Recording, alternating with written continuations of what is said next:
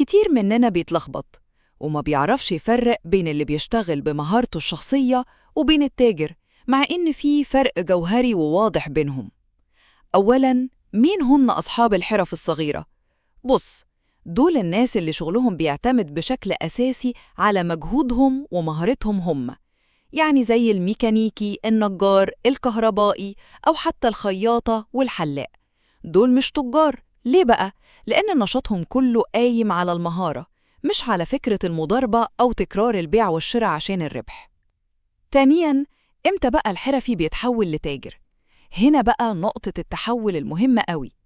ده بيحصل لما الحرفي يبدأ يكبر شغله ويتوسع، يعني يفتح ورشة كبيرة، يعين عمال، يشتري خامات بالجملة، ويبيع منتجات بدل ما يبيع خدمته بس. في اللحظة دي بالظبط هو اتحول لتاجر.